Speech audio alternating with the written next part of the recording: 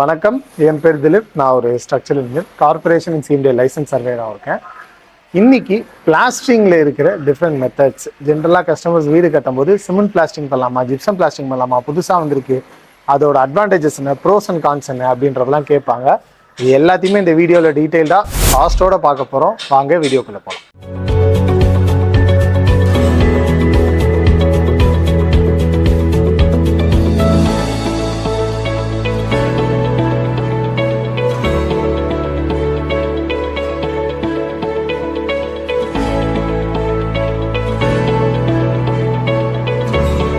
இந்த பில்டிங் பார்த்தீங்கன்னா இப்போ நாங்கள் சென்னையில் கன்ஸ்ட்ரக்ஷன் பண்ணிட்டு இருக்கோம்.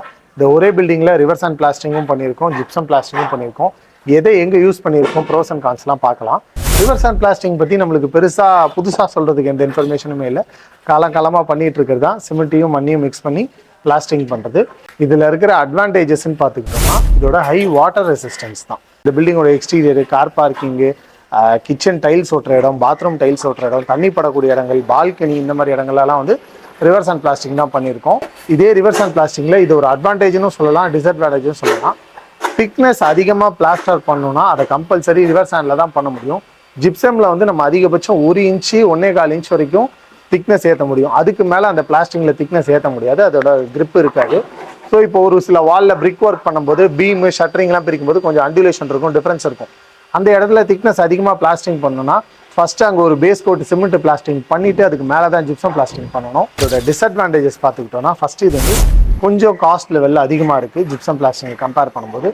நெக்ஸ்ட்டு நம்மளுக்கு டைம் அதிகமாக எடுக்கும். இப்போ சிவில் லேபரை வச்சு நம்ம இதை பிளாஸ்டிங் பண்ணுறோம்னா டைம் அதிகமாக எடுக்கும். நெக்ஸ்ட்டு பார்த்துக்கிட்டோன்னா இதில் வந்து ஃபினிஷ் வந்து அந்தளவுக்கு ஸ்மூத்தாக இருக்காது. பட்டி அப்ளை பண்ணும்போது நிறையா அப்ளை பண்ண வேண்டியது இருக்கும். ஸோ அந்த பட்டி பெயிண்டோட கன்சம்ஷன் வந்து கொஞ்சம் அதிகமாகவே இருக்கும். Next in terms of temperature பார்க்கும்போது ஜிப்சமை கம்பேர் பண்ணும்போது இது அந்தளவுக்கு கூலிங் இருக்காது. ஜிப்சமில் நல்லாவே கூலிங் எஃபெக்ட் வந்து தெரியும். இந்த ரிவர்சாண்ட் பிளாஸ்டிங்கில் இருக்கிற ஒரு மிகப்பெரிய பிரச்சனைனா க்யூரிங். ஸோ பில்டிங்கில் வந்து எல்லா இடத்துலையும் எல்லா டைம்லையும் நம்மளால் ஈவனாக க்யூரிங் பண்ண முடியாது. ஸோ க்யூரிங் கொஞ்சம் கம்மியானாலும் அந்த இடங்கள்லாம் சின்ன சின்ன ஏர் கிராக்ஸ் டெவலப் ஆகிறதுக்கு வாய்ப்பு இருக்குது. ஸோ ஏர் கிராக்ஸ் வந்து கம்பேரிட்டிவ்லி பார்த்தீங்கன்னா ஜிப்சம் விட இதில் கொஞ்சம் அதிகமாகவே டெவலப் ஆகும். ஸோ நெக்ஸ்ட்டு பார்த்துக்கிட்டோன்னா இது ஜிப்சம் பிளாஸ்டிங். இந்த வால் பார்த்தீங்கன்னா ஜிப்சம் பிளாஸ்டிக். இதில் இருக்கிற ஃபஸ்ட்டு மிகப்பெரிய அட்வான்டேஜ் ஆஸ் அ பில்டர் நான் என்ன சொல்லுவேன்னா ஸ்பீடு. இப்போ சிவில் டீம் வேலை செய்கிறாங்கன்னா ஒரு சைட் சிவில் டீம் வந்து சிமெண்ட் பிளாஸ்டிங் பண்ணட்டும், இன்னொரு side gypsum team gypsum plastering பண்ணும்போது பில்டிங் வந்து நம்ம சீக்கிரம் பண்ணலாம். இன்னொரு மிகப்பெரிய அட்வான்டேஜ் க்யூரிங். இப்போ இன்டர்னலில் நம்ம பிளாஸ்டிங் பண்ணோம்னா இந்த ஏரியா ஃபுல்லாக தண்ணியாக இருக்கும். ஏன்னா நம்ம வந்து க்யூரிங் பண்ணணும். டெய்லி ஒரு 2-3 வேலை தண்ணி பிடிக்கும்போது இந்த ஏரியாவில் வேறு வேலை எதுவுமே பார்க்க முடியாது. க்யூரிங் வந்து எல்லா இடத்துலையும் ஈவன் ஆகுமானா நான் ஏற்கனவே சொன்ன மாதிரி சிமெண்ட் பிளாஸ்டிங்கில் ஆகிற மாதிரி எல்லா இடத்துலையும் ஈவனாக க்யூரிங் ஆகாது. இந்த ஜிப்சம் பிளாஸ்டிக் வந்து க்யூரிங் தேவையில்லை, எல்லாமே செல்ஃப் க்யூரிங் தான். நம்ம ஜிப்சம் பிளாஸ்டிக் பார்த்துட்டு ஒரு 3-4 டேஸ் நம்ம சும்மா விட்டாலே போதும், தானாக செட் ஆகிடும்.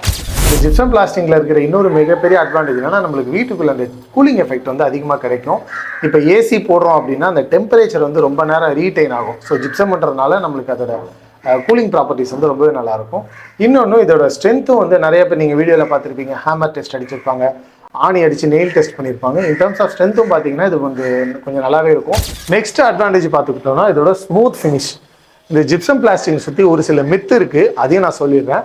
ஜிப்சம் பிளாஸ்டிங் பண்ணும்போது ஜென்ரலாக வந்து பட்டி பார்க்க வேண்டாம், ஸ்ட்ரெயிட்டாக பெயிண்ட் அடிச்சிடலாம்னு சொல்லுவாங்க. அப்படி பண்ண முடியாது.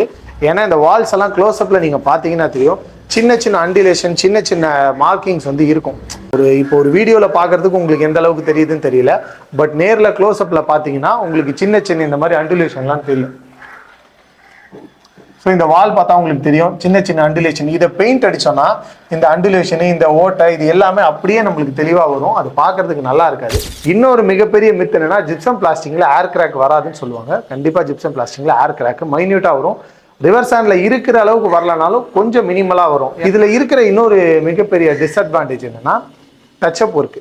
இப்போ நம்ம ஒரு வீட்டில் எலக்ட்ரிக்கல் பாயிண்ட்லாம் ஒரு இடத்துல கொடுத்துருப்போம். இப்போ திடீர்னு அடிஷ்னலாக ஒரு எலக்ட்ரிக்கல் பாயிண்ட் வேணும் அப்படின்னா அதை உடச்சி எடுத்து பைப் வச்சு திரும்ப அதில் பேட்ச் ஒர்க் பண்ணும்போது ரிவர்சாண்டில் இருக்கிற அளவுக்கு இதில் ஒர்க் ஈஸியாக இருக்காது. பண்ணலாம், பட் ஒர்க் அந்த அளவுக்கு ஈஸியாக இருக்காது. ஸோ இந்த ஜிப்சம் பிளாஸ்டிங்கில் இருக்கிற இன்னொரு மிகப்பெரிய டிஸ்அட்வான்டேஜ் தண்ணி படுற இடங்கள்லையோ டைல்ஸ் ஓட்ட வேண்டிய இடத்துலையோ வந்து நம்ம இது யூஸ் பண்ண முடியாது. ஏன்னா இதுக்கு மேலே டைல்ஸ் ஓட்டினோம்னா அந்த பாண்டிங் அந்த அளவுக்கு ஸ்ட்ராங்காக இருக்காது. ஸோ இதே ஏரியா பார்த்தீங்கன்னா இது பெட்ரூமு, அந்த இது பாத்ரூம். ஸோ பாத்ரூம் வால் ஃபுல்லாகவே நாங்கள் ரிவர்சாண்டில் சிமெண்ட் பிளாஸ்டிங் பண்ணியிருக்கோம். அதோட எக்ஸ்டீரியர் வால் வந்து ஜிப்சம் பிளாஸ்டிங் பண்ணியிருக்கோம். ஏன்னா உள்ளே இதை பண்ணும்போது அந்த பர்பஸ்க்கு இது வந்து சூட் ஆகாது. இன்னொன்று ஜிப்சம் பிளாஸ்டிங் பார்த்தீங்கன்னா நிறைய பிராண்ட்ஸ் வருது. இப்போ நாங்கள் இந்த பில்டிங்கில் ஜிப்ராக் யூஸ் பண்ணியிருக்கோம். ஜிப்ராக் வந்து ரொம்ப ஃபேமஸான ஒரு பிராண்டு, ரொம்ப ரிலேபிளான பிராண்டுன்றதுனால இதை நம்ம யூஸ் பண்ணியிருக்கோம். ஜிப்ராக்லேயே பார்த்தீங்கன்னா இங்கே 2 கலர் இருக்குது. ஸோ இது 2 டிஃப்ரெண்ட் குவாலிட்டி. முக்கியமாக நீங்கள் ஜிப்சம் பிளாஸ்டிங் பண்ணும்போது அந்த ஜிப்சமோட குவாலிட்டியை வந்து நீங்கள் தெரிஞ்சுக்கணும். அப்போனா தான் அது யூஸ் பண்ணுறது கரெக்டாக இருக்கும். இந்த பேக் வந்து நாங்கள் வெறும் டியூப் லெவல் மார்க்கிங்காக தான் வைக்கிறோம். ஸோ டியூப் லெவல் மார்க்கிங் பண்ணும்போது அதுக்கு அந்த அளவுக்கு குவாலிட்டி தேவையில்லை. பட் அதுவே நம்ம ஃபுல்லாக பிளாஸ்டிங் பண்ணுறோன்னா இந்த இலைட் 100 கிரேடு தான் யூஸ் பண்ணுறோம். அதுதான் இதோட சுப்பீரியர் கிரேடு. நம்மளுக்கு ஃபினிஷும் நல்லா வரும். இந்த மாதிரி கிரேடு யூஸ் பண்ணால் தான் ஜிப்சம் பிளாஸ்டிக் பண்ணுறவங்களும் வாரண்டி தராங்க. இந்த மெட்டீரியலில் பண்ணும்போது ஜிப்சம் பிளாஸ்டிக் வாரண்டியும் தரதில்லை. ஸோ இப்போ நம்ம பார்த்தீங்கன்னா இந்த இடத்துல ஜிப்சம் பிளாஸ்டிக் பண்ணுறதை லைவாக பார்க்குறோம். ஸோ என்ன ப்ராசஸ்ன்றதை நான் சொல்கிறேன். ஃபஸ்ட்டு சீலிங் வந்து உங்கள் ஜிப்சம் பிளாஸ்டிக் பண்ணுறதுக்கு முன்னாடி ஃபஸ்ட்டு லெவல் ஆஃப் கோட்டிங் அடிக்கணும். அந்த பைண்டிங் கோட்டிங் அடிக்கணும். ஏன்னா நம்ம வந்து சீலிங்கில் ஹேக் பண்ண மாட்டோம். நார்மலாக சீலிங் வந்து ஆத்துமண்ணில் பூசுகிறோன்னா ஹேக்கிங் பண்ணிவிட்டு அதுக்கப்புறம் தான் பூசுறோம். இங்கே ஹேக்கிங் கிடையாது. ஸ்ட்ரெயிட்டாகவே அந்த பைண்டிங் கோட்டிங் அடிச்சுட்டு அதுக்கப்புறம் லெவல் செட் பண்ணுறாங்க. ஃபஸ்ட்டு ஜிப்சம் ஒரு லேயர் எடுத்து அதில் அப்ளை பண்ணிடுவாங்க. 2 கார்னரில் அப்ளை பண்ணிவிட்டு அதுக்கப்புறம் நூல் வச்சு சென்டரில் டச் ஆகுதா டச் ஆகலையா அப்படின்றத செக் பண்ணுவாங்க. அதுதான் லெவல் செக்கிங். லெவல் வந்து 4 இடத்துல இப்போ செக் பண்ணிட்டாங்க. ஸோ பட்டன் மார்க் வச்சுட்டாங்க. ஸோ இந்த பட்டன் மார்க் வந்து எல்லா இடத்துலையும் வச்சதுக்கப்புறம் பிளாஸ்டிங் தான் வந்து கம்ப்ளீட்டாக ஸ்டார்ட் பண்ணணும். ஸோ ஃபைனலாக இதில் எந்தத்தோட காஸ்ட்டு. ஸோ இந்த பில்டிங்கான river sand plastering per square feet cost அப்படின்னு பார்த்துக்கிட்டோம்னா ஏறக்குறைய ஒரு 50 ரூபீஸ் கிட்ட ஆயிடுச்சு. அதே நம்ம ஜிப்சம் பிளாஸ்டிங் பண்ணும்போது 35 rupees to 40 rupeesல வந்து இதை பண்ண முடியுது.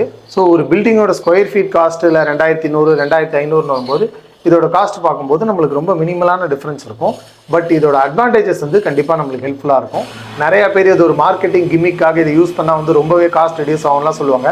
நாங்கள் ஜிப்சம் பிளாஸ்டிக் எந்த வகையிலையும் ப்ரொமோட் பண்ணல, விற்கவும் இல்லை. பர்சனலாக நாங்கள் யூஸ் பண்ணதில் அதோட எக்ஸ்பீரியன்ஸ் தான் சொல்கிறோம். நீங்களும் ட்ரை பண்ணி பாருங்கள். உங்களுக்கு பிடிச்சிருந்தா கண்டிப்பாக யூஸ் பண்ணுங்கள். இவ்வளோ நேரம் இந்த வீடியோ பார்த்துட்டு இருந்தீங்கன்னா பிடிச்சிருந்துருக்கும்னு நினைக்கிறேன். இதே மாதிரி நிறைய யூஸ்ஃபுல்லான இன்ஃபர்மேஷன் எங்கள் சேனலில் போடுறோம். தொடர்ந்து பாருங்கள். வேறு ஏதாவது வீடியோஸ் நாங்கள் பண்ணணும்னு நினச்சிங்கன்னா கமெண்ட்ஸில் போடுங்க. கண்டிப்பாக பண்ணுறோம். மறக்காம சர்ப்ரைஸ் பண்ணுங்கள். நன்றி, வணக்கம்.